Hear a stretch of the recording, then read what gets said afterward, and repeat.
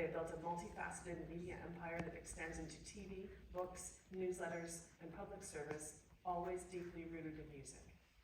They've added executive producer credits to their resume after the release of the coming-of-age TV series High School in 2022, which was based on their critically acclaimed New York Times best-selling memoir.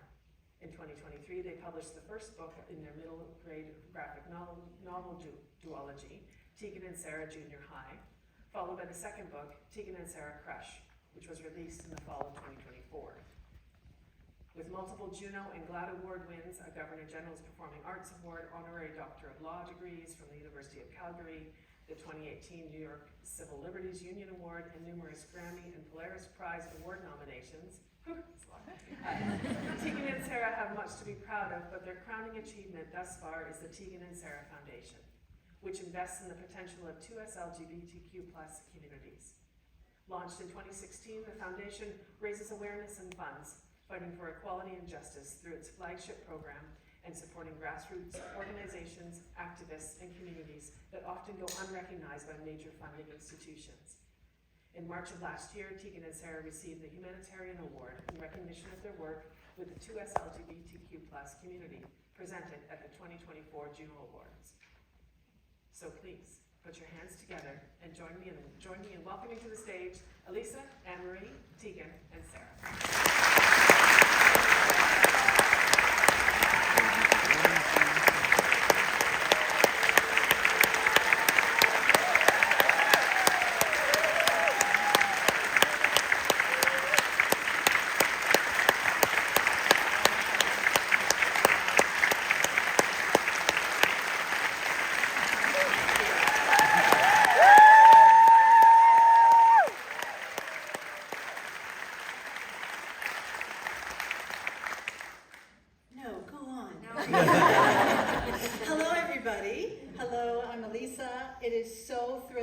To be here today with you all. Let's just start with Happy Pride.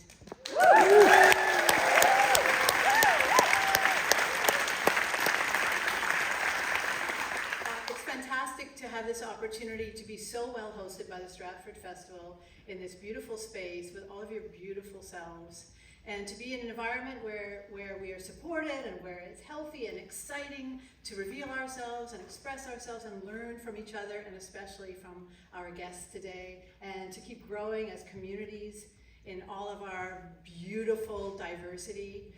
So I'm thrilled to celebrate that today, especially in a context in the world where there is so much expression that is being restricted, and so many valiant, courageous struggles that are being put out there to keep the fires burning in a peaceful, healthy, growing, important way. So just acknowledging the space that we're in, and how these kind of conversations in these kind of environments hopefully contribute to making the world an even better place for everybody in it, for all of us here today as well. So what a thrill to have you both here. And you, Ann-Marie, I love you. Right? What a thrill to have you both here. I won't repeat anything in that bio, but what an incredible impact the two of you have made, and the generosity of your art. Music, you have performed with people, such significant people from around the globe. You've written books, you've had your books adapted to TV, your music has been part of the many, many films. You beat out Elton John and Lady Gaga for an award. Just saying. We're competitive or anything, but that's a nice little, nod. And you made Seth Meyers giggle like a schoolgirl in your interview. They did an interview in 2022 with Seth Meyers. I watched it. He's a late night talk show host. I've watched him a lot. And I watched this interview, and he was giggling like I've never seen. Like it was. It's delightful. Yeah, but you just work some magic with them. That's a not in and of itself necessarily an accomplishment, but it is a nod to how open you are and how you draw so much good out of so many people with all that you do and with being yourselves. Thank you. So that's just to start the celebration. Today, what we're hoping to do is to learn more about Tegan and Sara's journeys through music, literature, and I think really timely today, Advocacy, and the incredible contributions they've made with the Tegan and Sara Foundation and other things. I thought to start off, we could offer some context, and Ann-Marie, because we have met before. This is not a blind date, although it would be an exciting one. Yeah, maybe Ann-Marie, you want to... Was it back in 2017 that we attended a concert in St. John, New Brunswick? And I remember we needed to arrange childcare, so it was that long ago. Wow. In order to go from our camp in New Brunswick up to St. John. And I think that's the first time we met. And that was thrilling. Our friends in Stars were playing. And so they introduced us to you. You don't have to remember that you met us. Fangirl. I was that tall totally one, fangirl. I was that. Yeah. And then Tegan and Sara sent me the galley proofs of their memoir, High School, which I read, and if you haven't read it yet, you have to. And I think there's some pre-signed copies, am I right? Yeah, out there. So make sure you get your copy. It is poignant, it is sweet, it is inspiring, it is revelatory, it's so personal, and it's so well crafted. And they had actually asked me to read it, and their publisher asked me if I would give a blurb, which I was absolutely delighted to do. And I was then invited to a book launch event that you did in Montreal. What was that, 2022? 2019. 2019? Okay, yeah, just pre-lockdown. And so I went, and I was thrilled, because I was on the list. Yeah, and so we went and we saw you. It was a beautiful event, and you read, and you played, and you sang, and there was a whole visual component to it. But afterwards, you invited me onto the bus. I went behind the theater and onto the tour bus, and people ate McDonald's, and I was there. Yeah. Not gonna say I had a little bit of embarrassment after the fact, where I was like, just ate McDonald's in front of Ann-Marie MacDonald. You can tell how important that event was, because I was there, but Ann-Marie has forgotten. I didn't want to bring it up. I didn't want to say it, but I was like, technically, I brought you both in, so you both watched. But individuation is really important. So Sarah and I are really working on I statements. So you know, if she just remembers being there on her own, we have to just let her remember it. Successfully. Yeah. So that was beautiful. And then a little while later, your foundation reached out and invited me to sign a letter in protest of the suite of anti-trans, restrictive, anti-LGBTQ2SI+ legislation being tabled at that time in their home province of Alberta. And I was honored to sign that letter. And I was joined by, there's so many signatures, right? I was particularly chuffed, however, to notice that there were a lot of M's between McDonald and Murray, because my whole life it's like Ann-Marie. But yes, Ann-Marie signed that petition. I was very proud to put my name on that petition as well. So it was a short walk when Julie asked us to curate and participate in the Pride Forum of the Meehan Forum for Pride Week. I thought, is there a world in which Tegan and Sara join us here in Stratford? So it was a long shot, and I reached out, and it was a dream come true. So here we are. And I will say that we had outlawed any public appearances and any work. And when we got your text message that you wanted to get on the phone and talk with us, I was like, oh no. And then we got on the call and you asked, and like without even talking to each other, we were like, of course we'll do it, you know. And then we called our manager and we're like, don't be mad at us, but we agreed to do a thing. Yeah, how can we say no to you? Thank you. That's high praise. Can we also just embarrass you a little bit and say... I'm already embarrassed. Okay. You know, and part of why, I mean, there were so many people that we wrote about and thought about when we were writing our memoir, but you were so central to our high school and queer story. Fall on Your Knees is like, for us, was revelatory for us as teenagers. And our mom, who claimed not to know we were gay, / me when I came out, seemed very surprised and shocked. it seemed like she was actually trying to turn us gay, because she was always giving us opportunities to experience the gay lifestyle via, you know, books and film. And she would always come home. She was like very cool mom, and she would come home, you know, on a Friday night, we'd have friends over, and she'd say, I picked up some movies from Blockbuster, and like it would all be gay shit. And like, no joke, in 12th grade, I had just started hooking up with my best friend, who was a woman, and one night my mom came home from work, and she literally brought in all these VHS tapes, and she was like, we were like looking through it, and it was like, When Night is Falling, and like, you know, and my friend Jamie turned to me and she was like, is your mom aware of what's happening? Or is this just random luck that she's just basically renting you like every lesbian film that's ever come out? But I think our mom associated queerness with alternativeness, and our mom was always very alternative, so I think she was being, mostly she was actually just trying to be cool, like not trying to be cool, she was cool, she is cooler than us still, but she was just trying to get us as much subversive art as she possibly could. It just happened that it was really connecting with us in a deeper way. And I think too, because Fall on Your Knees has a musical thread as well, I mean, it's obviously so important in the book, and I think the combination of music and queerness, my mom gave us that book, like, so cool. Like, just was, oh yeah, oh, my mom was the gateway to everything. Yeah. Even drugs. She doesn't like it when we say that, but she didn't literally give us drugs, but she constantly was bragging about all the drugs she did when she was in high school. And we were like, what, we're gonna just be sober in high school? Like, wow, God.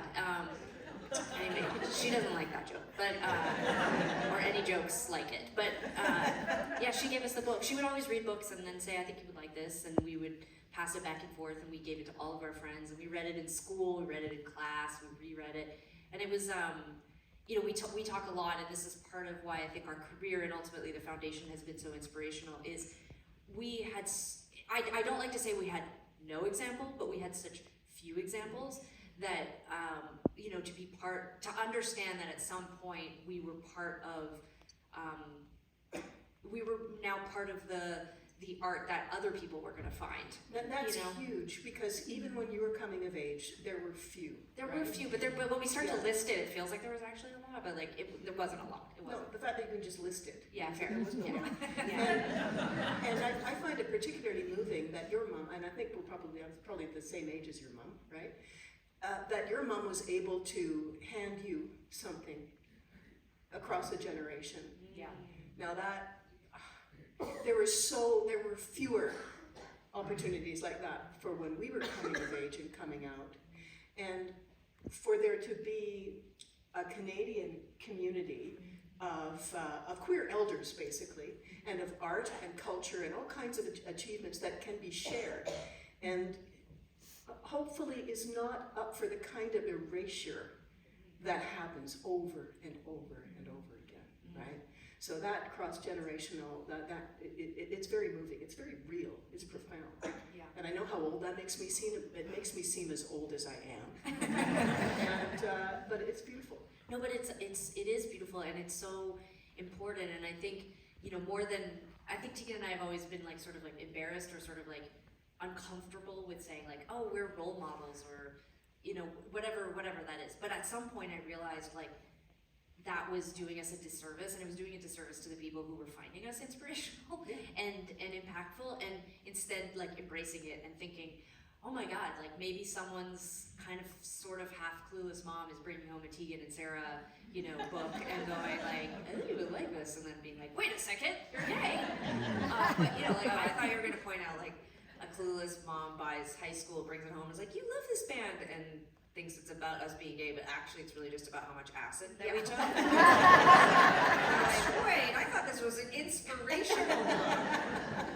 But I was gonna say that, you know, that your book, like all the things we're making are artifacts that are out there to be found, and I think that's probably one of the coolest parts about being an artist, whether people find it today or in 10 years, or, I mean, I don't think we'll be here much longer than that, but I think like there is, it's otherwise. But I think that was one of the things that like informed so much of our early art, was that there wasn't that impatience there is now to like, when someone makes something now, they want people to hear it now. They want to go online and post it now. And I think one of the things that I think a lot about when I'm making things now is how it felt to discover, like even, I don't know why I always think of Go Ask Alice, or you know that terrifying memoir or story that now I've just read. I listened to a whole podcast about how it's kind of fake or whatever. But Really? yeah, so I did a lot of drugs and I can't actually remember the story, but I think it's fake. Is basically it was a create, but like to find these little things throughout our young life and to find pieces of ourselves in it is so significant. And I always think about that now when I make things, like as much as I would want it to be very successful, even if someone finds it 15 years from now and it creates some sort of connection for them, it's like that's the gift of being an artist. Yeah, well actually, when you're, speaking of looking back when you were younger, you're just in the mid blush of your careers. You're just really getting started in some ways. I can say it just because I'm older than you, and also you have so much energy and you've already accomplished so much that I know that that's just sort of the beginning. Whether you accumulate more work or you go deeper into things, or the growth is going to be exponential from here. But looking back on when you were younger, how do you see the arc? Like, do you see the work you've done as being completely different than what you do now? Or could you have imagined back then that you would be having this trajectory in your music, like the changes and growth, like from, learning to play the guitar in secret in your memoir to like the Oscar, Academy Awards and all that, complete shifts? No. I definitely have been regularly surprised at, and I'm not saying this to be funny, but like, I think Tegan and I we are charismatic, we are sometimes not annoying enough to hold the attention of a group of people, and I think we have something special. I totally think we are special. I have met wildly talented people, just like bananas talented. Like people sing and you just like fall on the ground, you can't believe what you're hearing. Like we're not those people, we do something special when we sing together. But I've been around. I want to take a moment. I've been doing a lot of therapies. Anyone's recording this part of the show, if you could just send it to me, because when we're not annoying, sometimes can hold a group of people's attention. Not that talented, can't really sing. I didn't say we couldn't sing. I said I've been around people that are like staggeringly talented in this way where I'm like, I get it, And so if it's like a scale and that's them, right? And then like, shit, what's where are we on the scale? I think we're like in the middle. I think we're in the middle. And I don't mean that I'm not trying to say that to be bad. I'm just trying to be realistic. And I think that when we started out, my vision or what I hoped for was that it wasn't necessarily like, oh, I hope we can have a long career doing this exact thing. I just wanted to be able to have a long career doing what I wanted to do. Like that was all I cared about. And I was, as a young person, even when we launched our music career, by which I mean we just said, we're not going to university. My mom was so pissed. And we said, but we'll do music. That was like the launching of our career. And my mom was like, well, you better get out there and book gigs. And so we played at like a coffee shop a couple times a week. And, it wasn't much of a career launch, but like for all intents and purposes, it was like the launching of our career. And I just remember thinking, because I just don't want to be the employee of someone. Like I just remember that feeling of like, joke's on her, because guess who she works for? So you're what I heard, and I've done therapy too, so what I'm hearing. Guys, I've done lots of therapy too. I'm just putting it out there, just in case anyone starts to say something. That's really why we're here. I think you're describing the fact that what you and Tegan do is greater than the sum of its parts. And the scientific term for that is it's an emergent quality. And that's when you put all these things together. Some of them might be excellent, some of them might be competent. There's a whole range, right? You put them together and it's an order of magnitude, it's qualitatively something new and something bigger right? That's a very nice way to put it. That's a much I think that there's a generosity, especially when you acknowledge that, oh, it's time for me to agree to be a role model, to agree to be looked to. That is agreeing to take on a kind of leadership, right? And that is maturity. And there you are, like you're in your mid-40s, right? That's kind of just right on schedule. There's also, I think there's a peculiarly and beautifully Canadian ethos and character at work here, insofar as you have really branched out and worked in all these different media and genres. That is not uncommon. We do that. I work in theater, actor, playwright, author, blah, blah, blah, right? All these different I plan things. to be a rock star. It's not too late. It's never too late. But I am not... And you don't even have to be good, according to Sarah. That too is very Canadian. That too is very Canadian. That is, Boy, that is is it ever. also very Canadian. But this idea of wearing many hats, sometimes for pragmatic reasons, but also just because it's the curiosity. It's the curiosity of the artist. And there are so many theater artists and so many fiction writers in Canada who do many, many different kinds of storytelling, right? And it seems to me that you start with your guitar in secret, but you are always telling stories, right? And that means you're In one way, also shape, or form. always listening. You're listening to somebody, you're listening to some, because to be heard and to be received and for you to touch so many notes in people means you're listening to something bigger than yourselves and responding to something. And to your point, Sarah, like I know what you're riffing about, but when I was working at the theater school and I worked with young artists for so many years, it was so inspiring.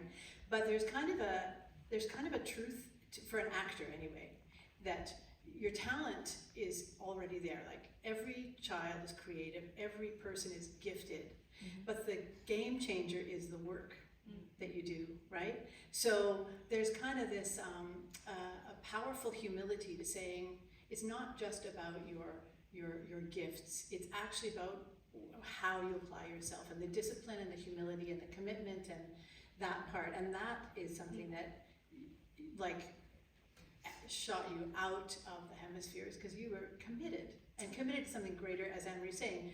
Not only is your artistry greater than some of its parts, but your discipline and commitment to relationship, to the work, that's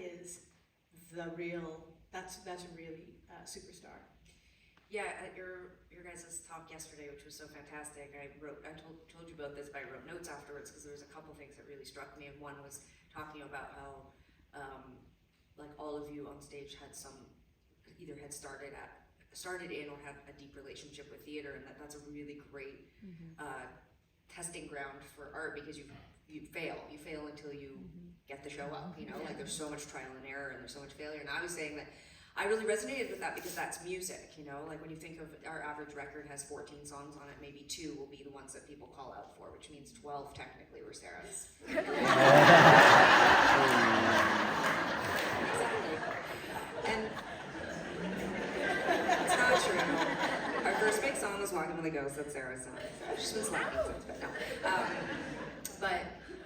But then also like the first 10 years was traveling around the world playing half-empty clubs or empty clubs, trying to win people's attention, and when you didn't, it was failure. It was trying to not incur a ton of debt. It was trying not to be disappointed, or trying not to disappoint our record label and be dropped. It was, trying to get over the headlines, which were always like lesbian twin duo, and terrible press, and like it was almost all failure. Wow. It was almost all criticism. It was almost all like just a consistent flow of the universe saying, there's no reason for you to be doing this, stop. Wow. And yet, there was a compulsivity and maybe like a sort of like divine connection to the feeling of making things and delivering them to an audience that propelled us through that. And that is, I believe, the only reason why we are sitting here 26 years later still as artists, is because it just didn't matter what we encountered. There was never a question for me that this is what we were supposed to be doing. And when people come up and ask advice about how to be an artist or how to make it, I don't know how to tell you to have that feeling inside of you that there is it just, nothing could happen that would prevent me from making things. Nothing. I mean, death. Yeah. Well, and actually, on that note, We're here to kill you. yeah. How do you like the struggle part is so important for people to hear, for me to hear, over and over again, because you really do get the impression that people are just discovered, right? That and no one is ever discovered. It's always hard work. And it's particularly hard work for women, for lesbians, like there are groups of us for whom the work is exponentially harder to express what's important to be heard. And so what happens when you actually have what is considered positive feedback or success or whatever the word is? Like you're on a platform where you're celebrated and you're getting people are getting it.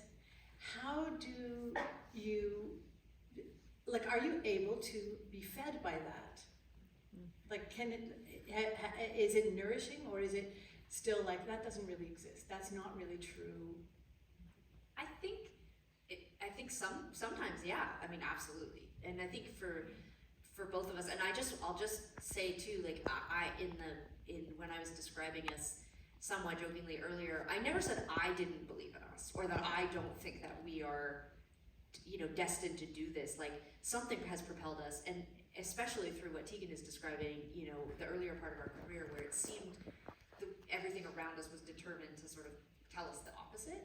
Like I don't do this because of an audience. I do, or money, or any of those things. Like, I did it because I had to. Like, I felt like I didn't know how to be free of the addiction or desire to like take a feeling and a thought and put it into something and share it with people. And even if it was like one person, I know that's like a cliche, but like I did feel this desire to do that. It didn't always make me happy, but I felt like I had to do it, and I felt like I was called to do it. And so it's confusing, because sometimes the big moments, are really like a big audience and like an amazing set where we come off stage and everybody's like really excited. Sometimes that produces a really significant low for me, where I always think of this like interview, or this video archival footage with Depeche Mode. I always think of this. I saw this when I was young, but they play Wembley Stadium, and it's this incredible show, and he gets backstage, the lead singer gets backstage, and he just is crying, and he says, I'll just never have that again. It will never be like that again. And I think there is this kind of, oh my God, I know. It's so intense. But I think that's it. Like, sometimes when you have these big significant highs, there is this feeling, a depressed feeling, like I can't live in that forever. I can't have that forever. And it's such a downer. It's kind of like taking ecstasy. Like, anyone who's done it, there's like the moment where you're like, we're not meant to feel this way. Like, I haven't done drugs in a very long time, I want to say, but Sounds like it. But it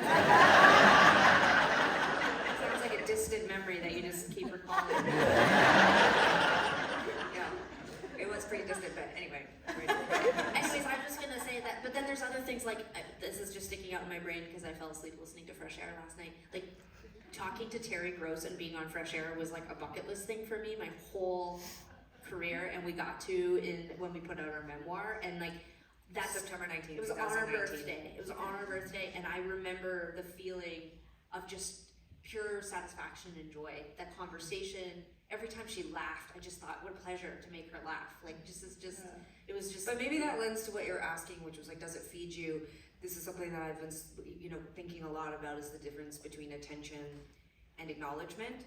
And I think that sometimes an audience of people singing along, screaming, like adoring you, appreciating your art, doesn't feel like acknowledgement, it feels like attention. And I think as we've gotten older and we've gotten further into our career and our lives have gotten fuller and not bigger, like as we've started to build out family and try out different disciplines and spend more time at home and become disgruntled about social media and the parasocial relationship that we all have with it, it's like, yeah, the feeling that I desire to feel, like the feeling of being fed, comes from a very different place now. And it can come from a really amazing conversation with Terry Gross, or some of the time we've spent with you guys. Like, it's so satisfying to also just talk with other creatives.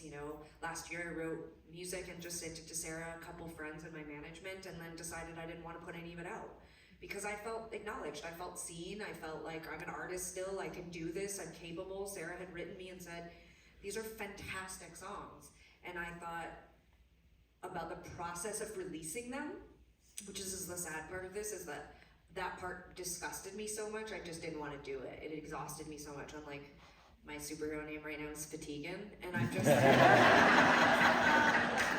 just like the thought of having to like go out and create the packaging and the video and do hey guys, what's up? Sarah and I, we got new songs coming at you, and we're gonna waterfall these bitches for the next couple months. And, like I just instead just kind of put them in a folder on my computer and just opened up a document and just started writing a new book. And I don't know, you know, like I just was like, maybe I'm just a creative, and that finally, you know, maybe it is middle age, maybe it is we're in this perfect moment where it might be about, you said, going deeper into things.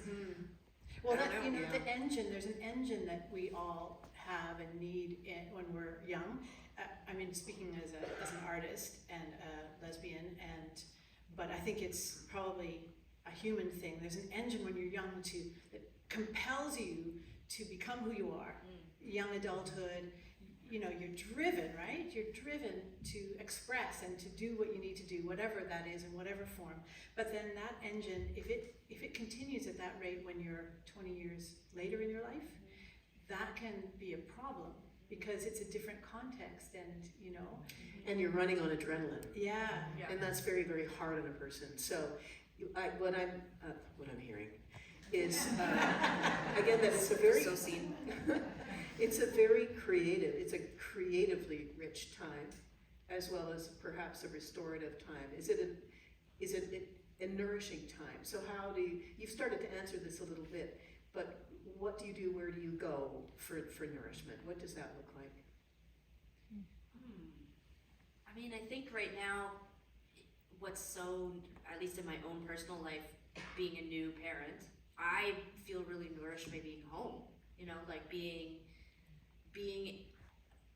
for the first time probably in my life, and I mean, I've had like versions of this during other, you know, like more introverted periods of my life, but like, I feel very off the grid, if you will. Like I feel really satisfied by, actually, you know, this is so silly, but it's like, I'm not craving media attention, or I'm not craving like people hearing my creative ideas right now. But like I sit down to eat dinner, and if my toddler like unprompted says, "Thanks for cooking dinner, Mom," I'm like, oh my god. Standing ovation. Like if we can get through the meal and he doesn't throw all of it on the floor or inside of his butt or whatever, like I'm just like, you know, it sounds so like whatever, but it's so meaningful. I feel so connected right now to like family and routine and I guess like in a strange way, like being a parent is my sort of new creative practice right now. Like I'm obviously like trying to be creative in other ways, thinking more about my mortgage, for example, but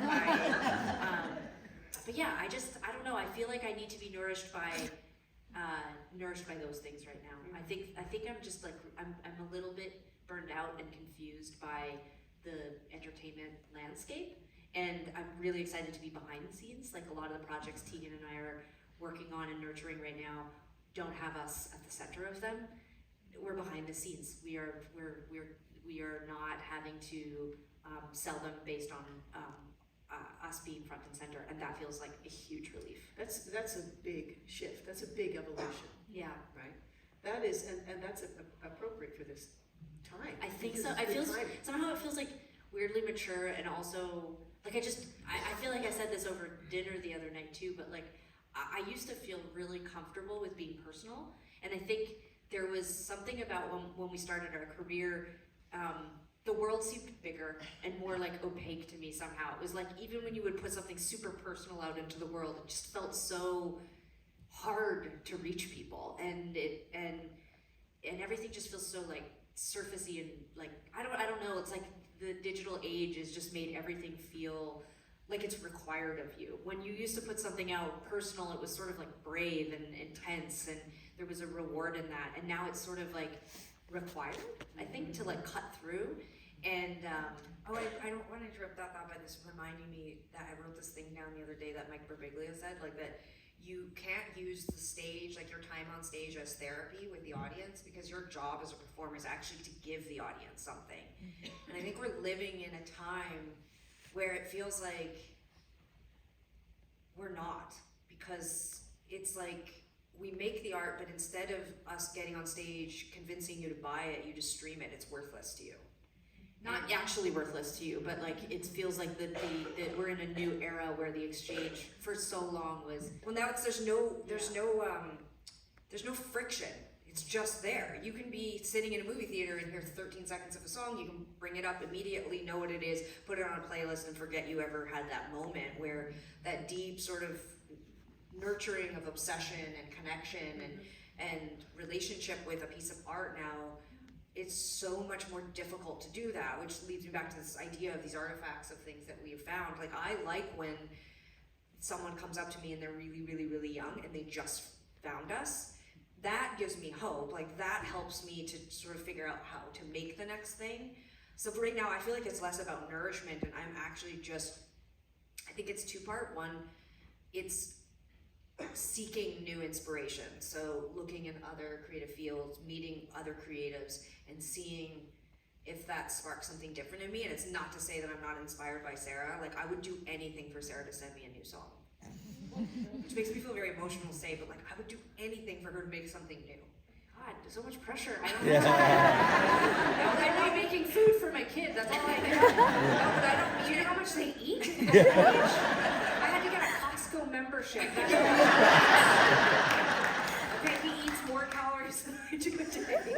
I don't mean to promote. I mean just to hear it, because that is what inspires me. When I was in a hotel room in wherever we were, Paris, and Sara, I had a Dell laptop, like heavy, like a heavy old school, laptop Dell in 2003. And Sara, we arrived into Paris and to go on this awful tour opening for this band Hot Hot Heat, which was great, but they were about to be the biggest band in the world in that moment, and we were lesbians.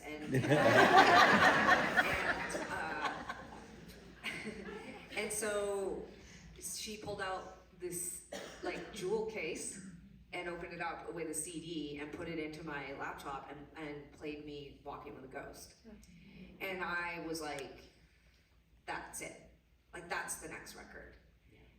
And I think so part of me right now is just looking for that, like, when's that piece of art gonna come that's gonna make me feel like we're like we're on the track and we're locked in, Acting. That was pretty good. That was pretty good. Sound effects. Yeah. That was good. At least I do it all. The second thing I think that I'm doing right now is breathing. Like, and I mean on behalf, like, for everyone, like, just take a moment and see, will anyone find it? Will they find the art we made? Will they discover it? Will that create inspiration?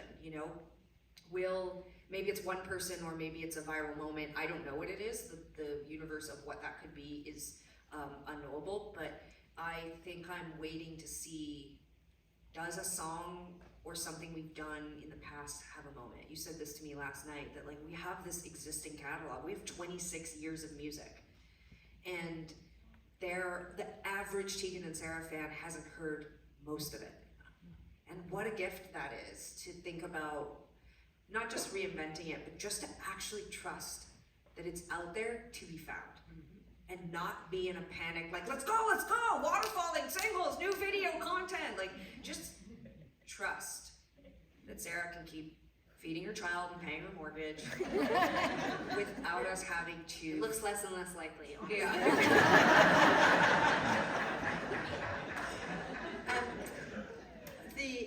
The notions of trust and focus and breathing and caring and nurturing, all this that you're talking about, that is also in your foundation, in your activism, right? Like that sensibility that and those verbs, they are inside that foundation, right? And I wonder if you could talk to us about why that emerged. We touched on it a bit, but why it emerged, and where does it fit in your lives now? I think originally when we started talking about formalizing our activism in our, I wouldn't have called it philanthropy at that time. We definitely gave money to organizations that we connected with, and we were regularly donating charitable items, you know, I don't know. And as I find that as you get sort of more eyeballs on you, more people know who you are, the volume of requests increases. And so it was sort of like just a very standard, like a lot of people will just come to you and say, hey, we can like put this together in a more formal way.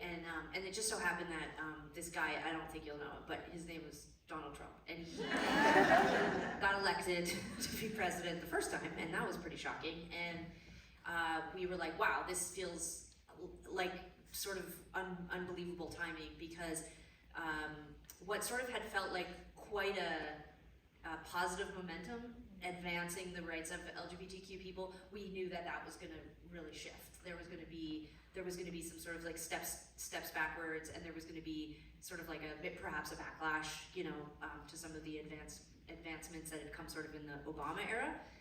And we were right, you know, and I think right away with the foundation, we just, we saw that there were sort of gaps in funding, specifically around, you know, women in the community, and specifically grassroots organizations that didn't necessarily have scalability in this like very obvious philanthropic way. Like a lot of funders, and a lot of the goal is to grow an organization, and there's like it's a complicated process, and there's applications, and right away people, I think because we made ourselves so available to hear the feedback, most of the people we would speak to at these organizations or in the sort of like more grassroots community were saying, if you could just make it easier for us to get funding, and you could make it easier for us to be funded again and again without worrying that we have to like do a big song and dance and prove that we've like grown our organization, that would be life-changing. And so we really started doing that. And it didn't feel like a revolution of any kind, although I do think that there is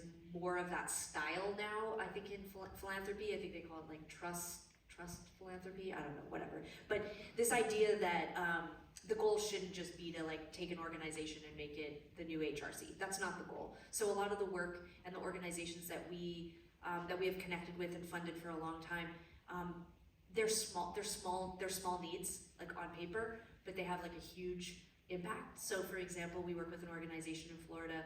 One of their first grants that they applied for was just to pay for bus passes, so that people could come from, you know, that they were located in the city. They wanted people in the suburbs who didn't necessarily have access to getting into the city to be able to come to, you know, drop in to their organization.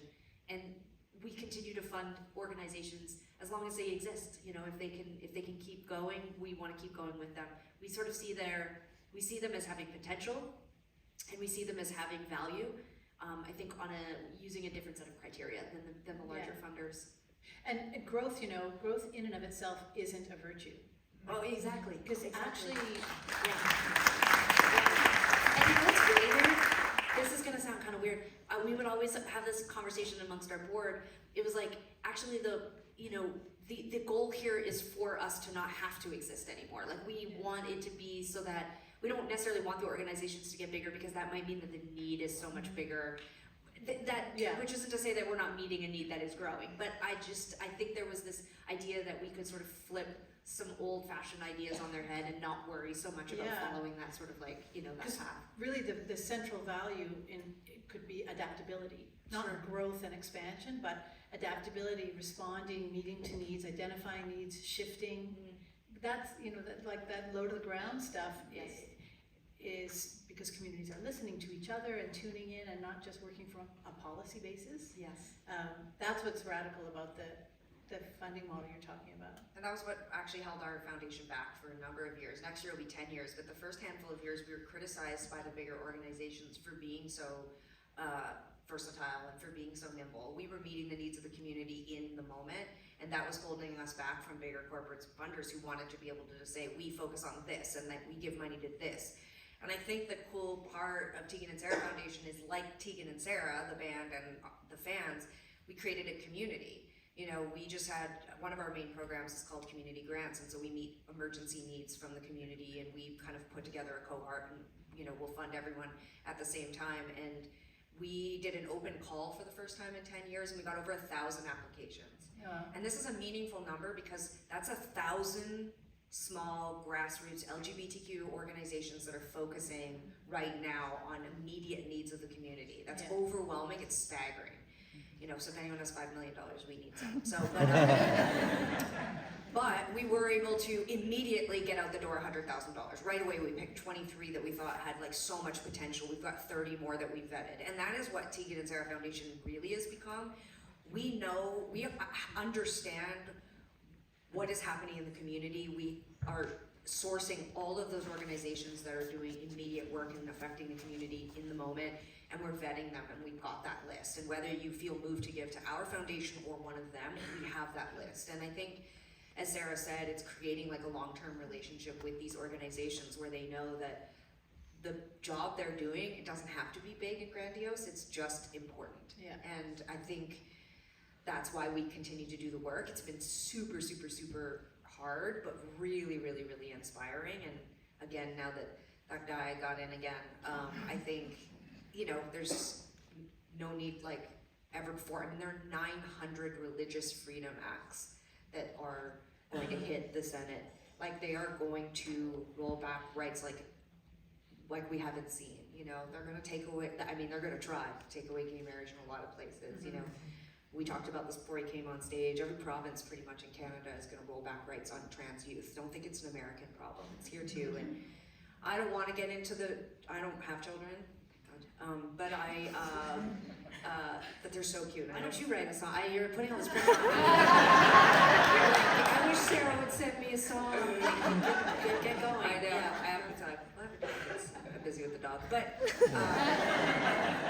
I'm very cognizant of the fact that I don't have children, and so I appreciate I shouldn't have a say on how people raise their children, but also it's your children, and the idea the government is telling people what their kids should feel or be like, or how their young lives should look. I know as a young queer person, and especially when Sara and I were really young, like, you know, we had some gender dysphoria, and like the idea that I would have experimented with how I saw myself and then been told by a teacher or the government, like, that I can't use different pronouns. Like, I'm sorry, like, kids can be anything they want. Like, you know, like, my best friends have a kid who wants to go to school.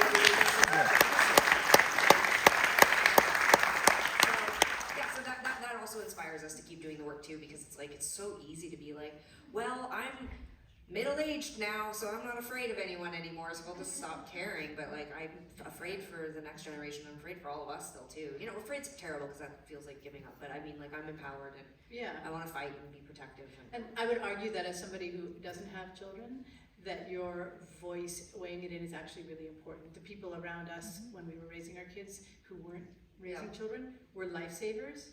And also, you get perspective. Like, as a parent, you're offered perspective by somebody on the outside who loves you and loves your kid, and can say, you know, are you getting a little triggered by that? No, whatever, you know.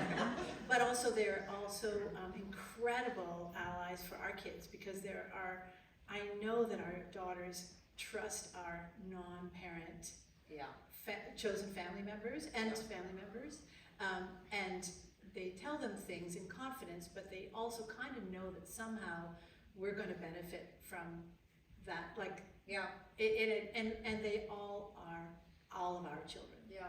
Like, I think that would be a really great paradigm to shift in the world, where there's this real sense of responsibility to all children, because they are incredibly vulnerable. Sure.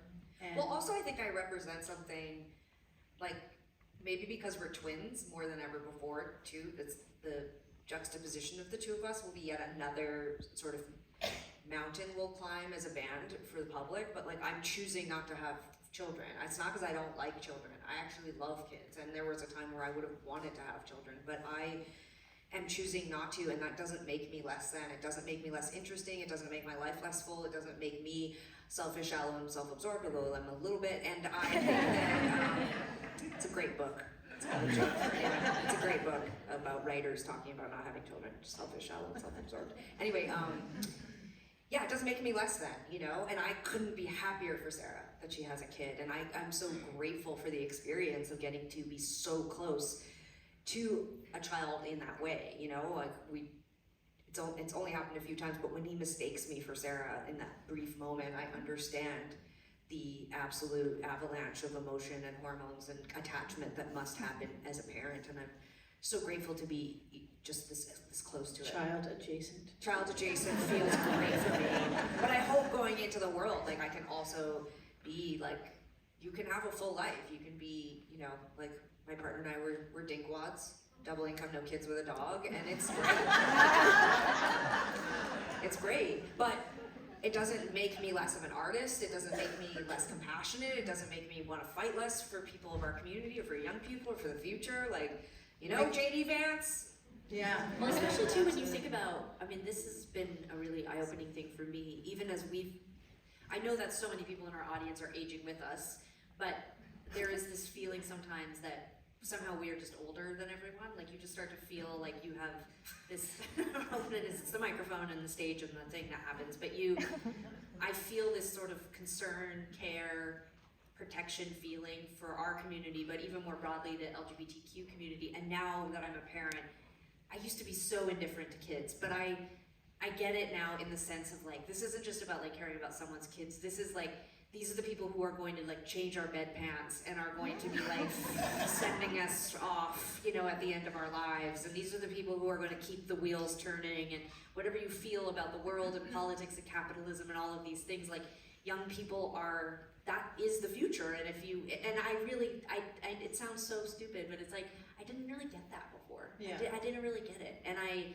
saw young people more just as like competitors or like annoying people who was like, get out of the way, why are you here? You know, like why can't you take the later dinner reservation? Must you come at 5:30? You know, that's all I could see when I saw young people. Yeah. And now I just get it on a different level. And I think it's also part of what's making me feel really attached to the idea of parenting in communities, because I just do not believe that we are born bad or that we have bad feelings about people. And I see the joy and the sort of like the unbelievable acceptance that my son has for everything, and just the wonder and joy. And it just makes me so sad to think that we learn to not like each other and not care for each other. Yeah. And because of something you think or something you feel. And I know that might change as he grows up and he starts to like adapt. Like he's in that very like, I'm on ecstasy stage of life, you know, where everything like a leaf is amazing, and he's always picking up garbage off the street and telling me it's beautiful, and like it's wonderful energy to be around. I just don't understand. I don't understand how it happened that we grow up and we hate each other so much, do such horrible things to each other. And I really do believe that the Tegan and Sara Foundation allows us to not fall into total despair, because I think we are so sensitive, and we have had to see all over the world the way that our community is treated. We've toured in places where it is illegal to be gay, where people will put letters on the stage and tell us, like, you're literally the only people who know this, but I'm gay. You know, or who are serving, you know, but in the military, and so like we read it on stage, we're like, come on up here. Oh my God. We've got a special message from Melissa. I feel like we've just seen the sort of like the kind of quiet suffering of so many queer people around the world. I'm broadly generally using the word queer to sort of capture the community here, but if we didn't have the foundation, I think I would have lost my mind. So you're able to apply all the incredible sensitivity that you have, the empathy. You're able to find it's a place where you can channel your actions, and make everything you feel into something that people can experience. And that is so consistent with your trajectory as artists, right? Like making something that people can experience, making an event, making something tangible, making something that changes people's lives, you know? It's concrete. It's the exact opposite of cynicism, right? And of that kind of, well, what can we do anyway? That's the worst slippery slope. Yeah. That is the thing that gives me the most joy in my life. Whenever I see my kids experiencing hope, I think, amazing. It's powerful. Because it's so, you know, one can can really spiral with awareness, but that is the most subversive thing. Hope, an active optimism, an engaged optimism, that is the only way forward. It's interesting too, like I have had so many opportunities, traveled all over the world and met amazing people and watched amazing films and read books and eaten amazing meals, all of these things. And at least in my situation, like I look at Sid and I just think, like I'm so desperate to know that his future will mean that he can do those things too. You know, that he will get to travel, that he will get to love people and be loved by people, and it, you know, I just think that is I don't know, that's like, I guess it is cynicism, you know, like as I sort of like was entering into like middle age, I did find myself thinking like, but what else? Like what else do, you know, and I think that's why I could sort of slip into this kind of comedy of like, oh, I don't really care what happens in the future, and like young people are annoying or whatever. But now that I have a young person, I'm like, I suddenly do feel invested in the future in a different way, and I'm sort of embarrassed that I sort of. Well, you're just seeing the world a different way. Yeah, which by the way happened to me recently.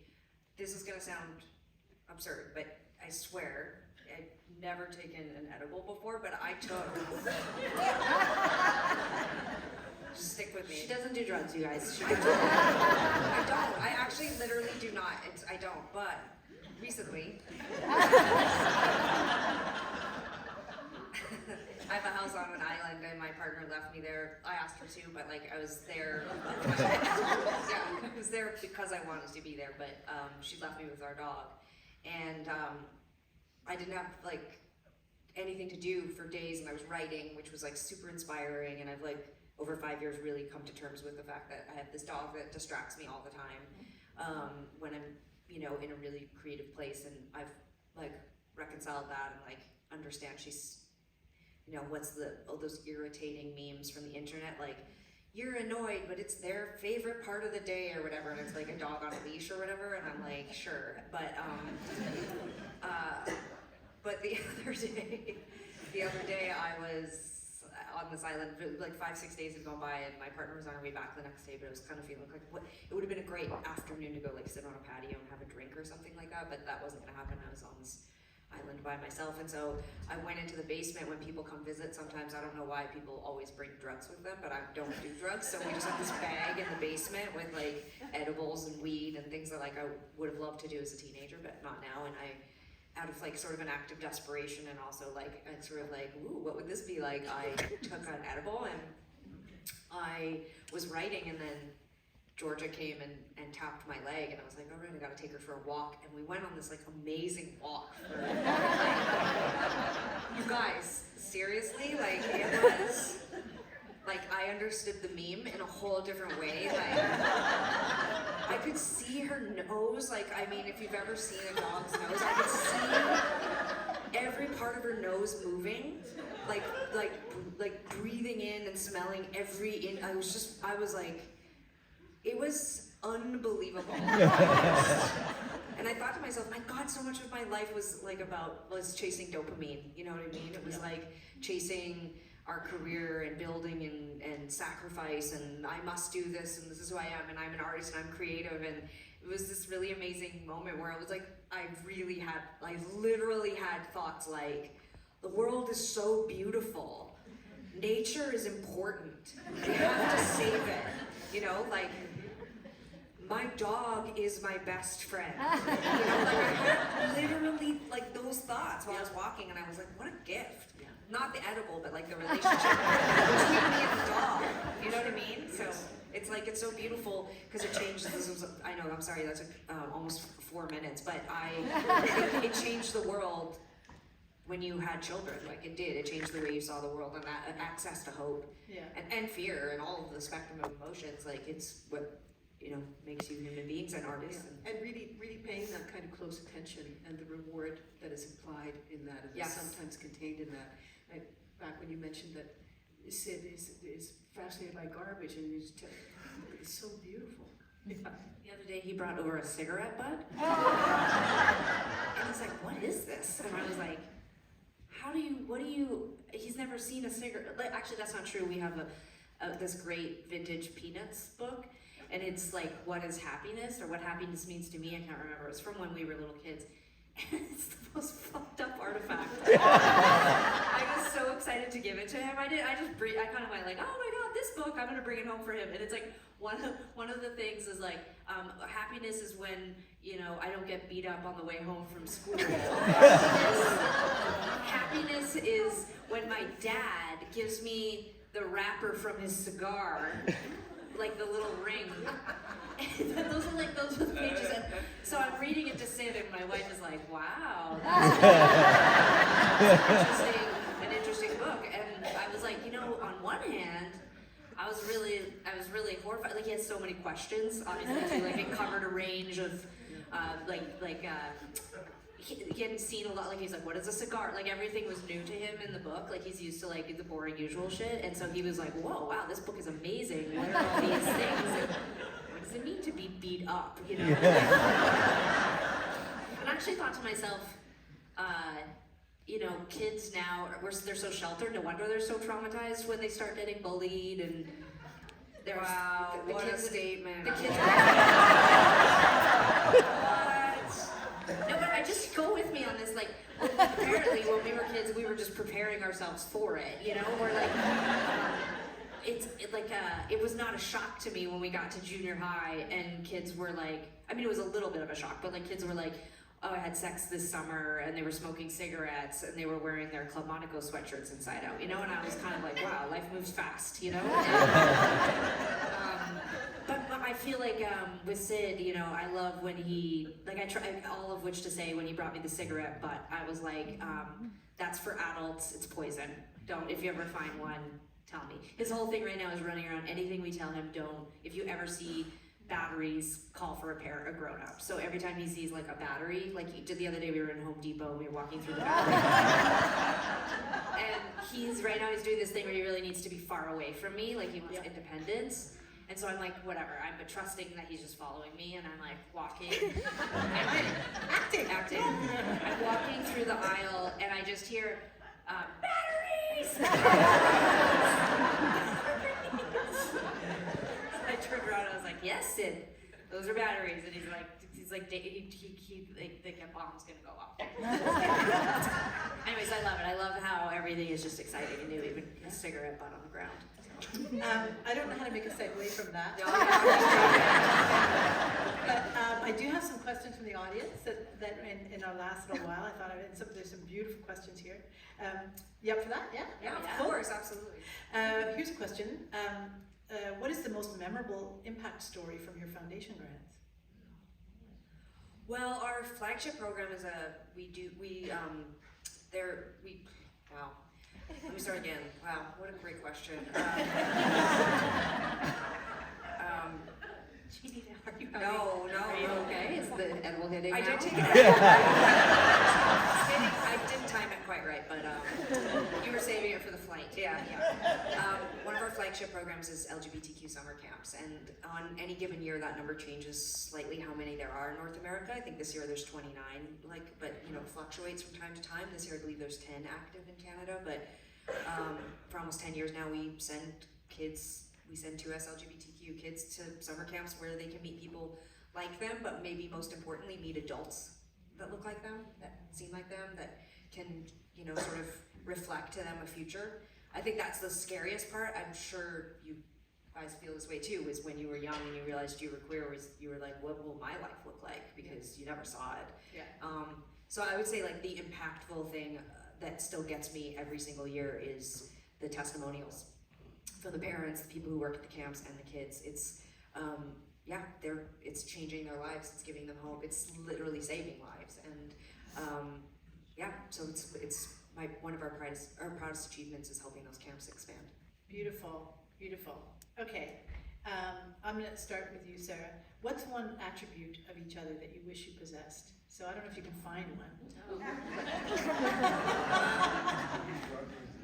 I mean, I think, you know, in some strange way, you know, if we were one person, you know, I think that we possess sort of extremes of each other. Like Tegan is where I sometimes am perhaps somewhat, I don't think of myself as insecure. Hey Biden, What's just an attribute you like about me?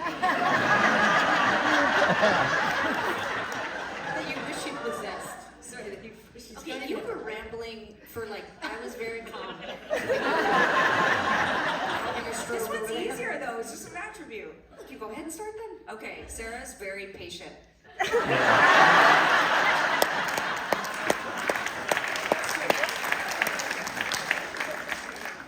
you. And Sarah, if you have to pass on this, that's okay. I guess confidence. I'll take it. Here's a two-parter. Would you rather play small venues or large crowds? That's a really tricky question. It really just depends on the venue because I love a big crowd. Like, who doesn't love a big crowd? Like you know, big crowds. That's exciting. But sometimes small venues allow for a real like sense of the experience and the show. Like, it can feel more granular or something. Like, I saw the people. We made a funny joke. You know, we could pace the show slower. Whereas like when you're playing to like a big crowd, I think there's momentum is just a different game. Do you feel the same in theater? Like, is there a massive difference in the size of the house? Yeah, massive difference, and they're both thrilling in different ways. Yeah. Yeah, and it's hard to Like, choose. this seems like an incredible space. It's beautiful. Mhm. Like, you Yeah. know, like it would be so immersive. You know. I would be totally happy in a room this size playing a show, but you know, they're undeniably walking out on a festival stage and seeing like tens of thousands of people it's really exciting. And I always think of us like we're the guy that gets shot out of the cannon. Like once you've been shot out of the cannon like 100 times, it's hard to get excited about getting shot out of a cannon. Like, I don't know. I'm just saying, like, you know, sometimes it takes a really big cannon, you know, to like. I can't finish that, but I just sometimes a big crowd will it's like the jolt you need to get really excited. Yeah, cool. That makes me feel like you didn't think that was cool. I feel like you're taking on Tegan now, and I feel ganged up. You know what? That was my management affirmation because I was acknowledging it but moving on. Yeah. It was. You caught me. I was inauthentic. I wasn't present in the moment for you. No, you know what? I liked it. It was giving director for sure. I liked it. No, it was good. It was good. I like a woman to be in charge. all the great journalists and like interviews that we've done, they very rarely acknowledge your response. They generally move on to the next question. Oh. And I remember before we did Fresh Air with Terry Gross, I told Tegan I gave her a few tips because I was like, listen, Because I'm like too dumb to no, listen to Fresh Fresh Air. I just said, when Terry Gross gives her intro and says, welcome Tegan and Sara, don't say anything. Do not speak, okay? She's gonna just go straight from welcome Tegan and Sara into her first question. And I'm a good person because when she said welcome Tegan and Sara, for a moment I was like, I'm gonna say something just to annoy Sara. And then I was like, no, I'll give it to her. It's okay. It's fine. But it's her birthday. So. It can be a bit disarming though, because you'll give like what you hope is a great answer, and your fantasy is that Terry Gross will say, "My God, what a great answer, Sara," but instead she'll be like, "Cool." And no, you don't even get cool from Terry. I love the canon. Work it into something. Work it into something. Work it into something. It's like I was actually thinking of what it must feel like to step into a place where there's tens of thousands of people. Like honestly, my dream of being a rock star is fueled only by that. Do you have any stage fright? Terrible. Like you couldn't imagine getting up on stage in front of tens of thousands of people, even doing some sort of like crowd announcement or. Yeah, I could do anything where I don't have to reveal myself personally. No problem. Like in a situation like this where I'm chatting freely with friends in front of people with my wife, and it's completely. Yeah. No, what an actor does. I think the main gift for me as a director, the gift of my life in being a director, is I watch actors be able to be on stage and reveal themselves through the work, and it's a level of artistry and confidence, and that is what you do when you're performing. You're revealing yourself through something that's very personal, there's a lot of technique, but to do that in front of hundreds of thousands of people, like that, it's mind-blowing, it's very appealing. So I get the canon thing. Yeah, it's okay, this is kind of weird. I don't know if I've ever totally articulated this before, but one of the things that I say to myself when I'm in front of a large crowd, because you feel very small, and you're on very large, the stage is ridiculously huge, and no matter how close they put you together as a team, you feel really disconnected from all the people on stage. The audience is so far away, because there's barriers, and there's this, and there's that. And I always tell myself, I am as big as the PA system. Like, you are the PA system. Like, don't think of you, the person, you are all of the speakers. And that's what I tell myself. That's something you would think on an edible, for sure. That's good. You are all the speakers. It's kind of big, like a metaphor for life, like when you're afraid, like there's that saying, like if you're worried or nervous, imagine everyone naked in front of you, and I'm like, that is the worst thing. Terrible. That was disgusting. what? But that advice of I'm as big as a PA, I have access to that presence. That's a good life. You really pulled it around. I think you impressed me. It only took like 6 minutes, but I feel like we're back on track. So. Okay, so here's one. What song are you guys most proud of? That's how it's phrased. I love it. Well, an hour ago I made some jokes about how only 2 songs are memorable on our records. Obviously, I know that's not really true. I think I always kind of go back to our album The Con, which came out in 2007. I think it was a real labor of love for Sara and I, and it came on the heels of a really big successful song of ours, Walking with the Ghost, Sara's song.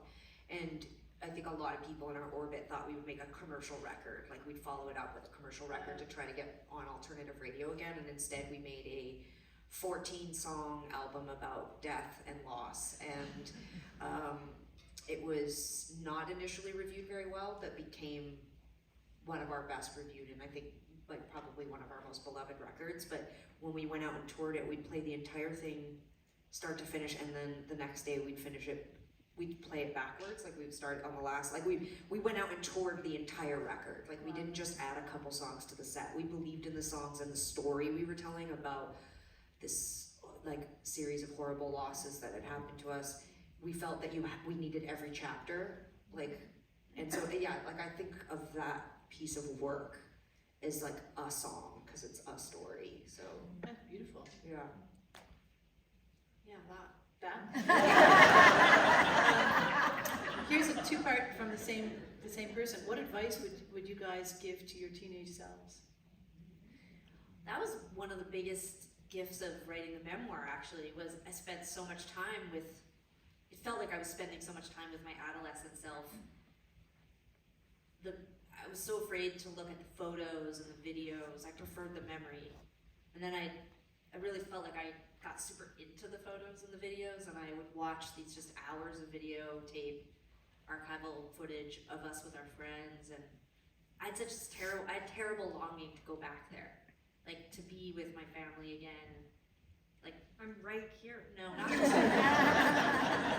No, to be back in our childhood home, to be with my mom and my stepdad, to be with my friends, that feeling of just going and being with 20 kids at someone's house in their basement, or going to a park, and I felt so re-immersed in that life and that person, and I felt, this is gonna be cheesy, I thought, God, she's so brave.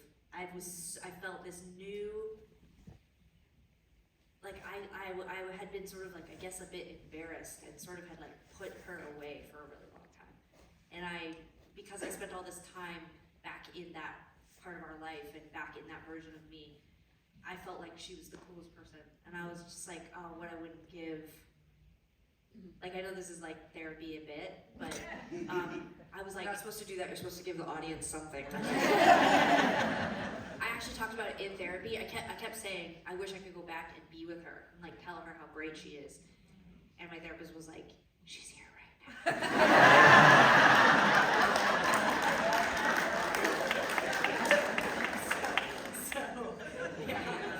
Yeah, that was fairly big. So I feel like I did a lot of healing.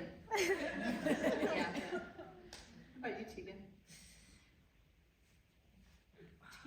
Get beat with that, Tegan. I will. Yeah, I think it was a really cool experience. I mean, it was obviously our first experience writing, like doing the memoir. Although we had really loved writing before we started making music. We used to write, but it was really cool to revisit that younger self and to like extrovert some of the internal thoughts and insecurities. And I think probably that was my lasting impression also. I was much more confident than Sara, and I think a little less tortured than her at that age, but I did get this overwhelming sense at 38 when I was writing it that we really misunderstood how great, like we were really lovely kids, like we were really sweet, we had great friends, we had amazing parents, we were really charismatic. Watching the photos in the video, or looking at the video, I was like, yeah, it's too bad that I don't think very many people told us. Well, this part's sad, I guess, like we weren't good students, you know. Everyone would say to our parents, like, oh, they're very bright, but they're just not focused. You know, we went to a massive public school, you know, 40 kids to a classroom, like, you know, just, we were untethered, we were really unfocused. There was no one that really took that much of an interest in us, to be honest, and I don't mean... You're talking about grown-ups. Yeah, kids adults. loved us. Yeah. No, adults, like, you know, and my parents loved it, like, we were very loved, like, that was very clear, we were very loved, but no one ever sat us down and said the kinds of things people say to their kids now. Like, it just was a different era, you know. We were really, in the most respectful way, we were neglected a lot because our parents worked so much and went to school and were just not around, and especially through high school, we were alone all the time. And so just nobody was there at that time in our life where we probably just needed an adult to be like, hey, FYI, like, you're really great and you're gonna do great things and don't worry so much. So yeah, I think I'll probably just go back and be like, everything works out great. Yeah, that's lovely, that's beautiful advice. Like, when I say it to our kids, and I've learned this a lot from Ann-Marie, because Ann-Marie really can conjure up a lot of faith, and saying it's going to be okay, and really believing it. It's beautiful. Yeah. Beautiful. It's gift. beautiful when you're able to contact that self-love and compassion for that much younger person. And, you know, we were joking about time is not linear. Well, time is not linear. Yeah. And in fact, you do have your arm around that young girl. You are looking up to her, right? That is happening. I think that's beautiful. Here's a lightning round one. Where would you like to travel to that you haven't been? It's a question that came in. There's like so much of Asia that we didn't get to travel to. It's like go to like Vietnam or Thailand or something like that. I'm like feeling very beachy. I don't know. Because just going to a coffee shop in the car with my son feels exhausting to me right now. And yeah, so right now I'm just like, I'm excited if we just get to my mom's. I'm like, we did it. Yeah. Fair. Here's one that I'm gonna read as well. As a teenager, I used to listen to your music as a sad little gay kid in love with their best friend. My mom ended up loving your music, and we've been going to your shows for 15 years. Today I'm here with my mom and that same best friend who is now my wife. Aww.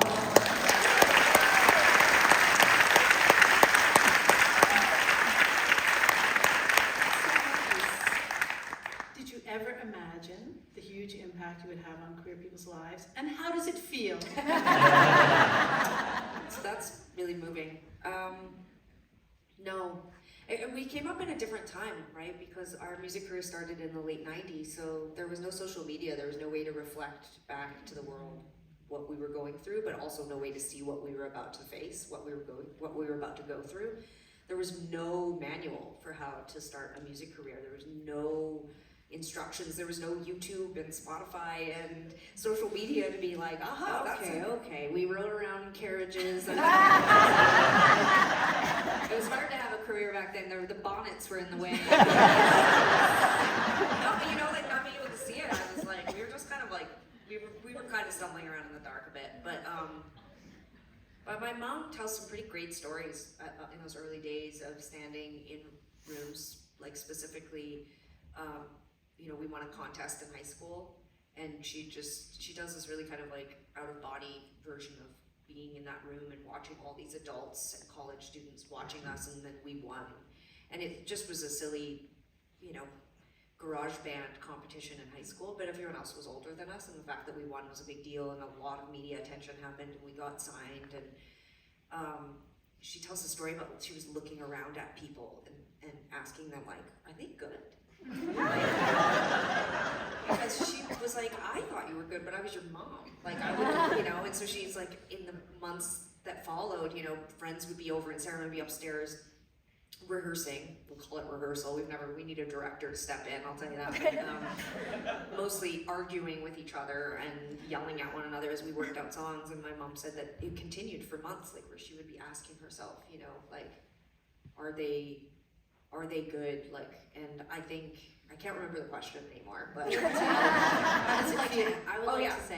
would just like to say that. I was gonna. Okay, No, it's funnier if I don't answer it, but yeah, that happened. It's like you don't deserve it because you didn't even remember the. You saw where I was going, right? Who's Biden now? No, I didn't. But it's a fun roller coaster I've been on for a long time, so I was like, we'll get somewhere and it'll be fun. But it was a nice visual of mom, you know, like being like that. Yeah. Are they good? You feel like mom's watching you always, looking down on you? Yeah. Talk about that. Wish she's still alive. I think the first time. I mean, we've been up here for over an hour. It's possible something tragic. They'd come get us.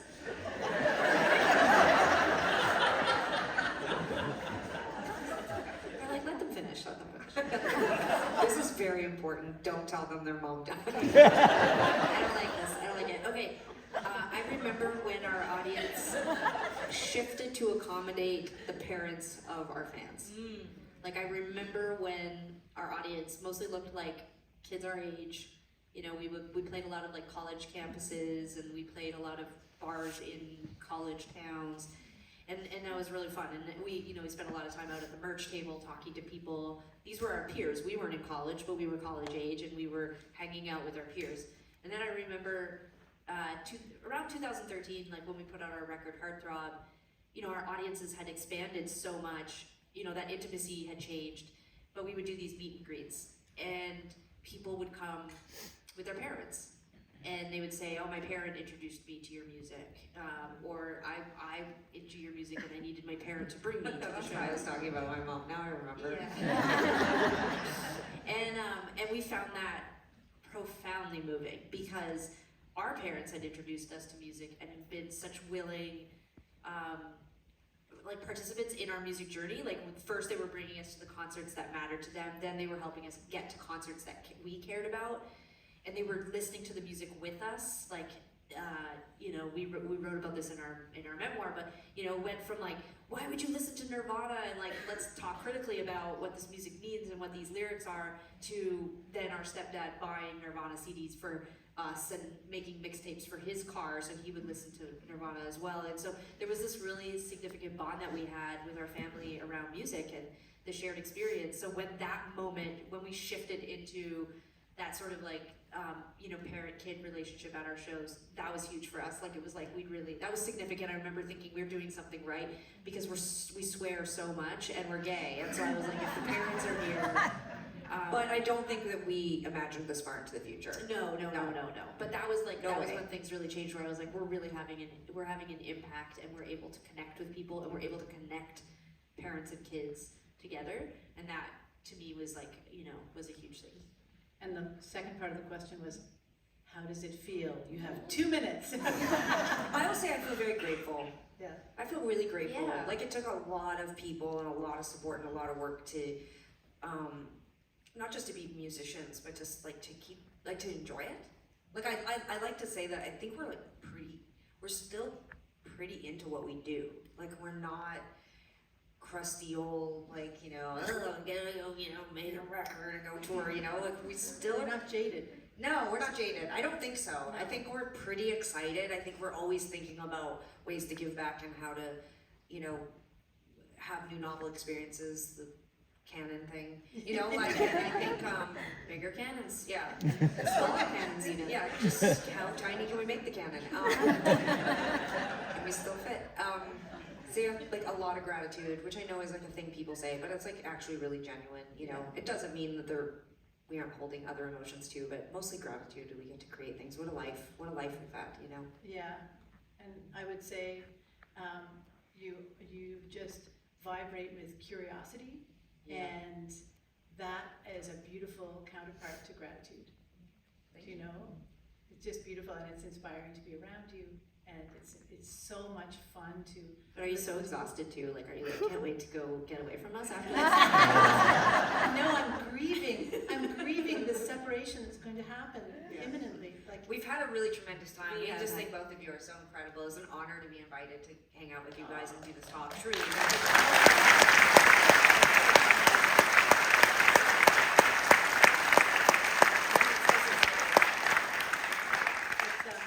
it's really a thrill. It's an honor. Likewise, it's an honor to be with all of you. Yes. I really want to thank you again for showing up, because showing up is everything we need now.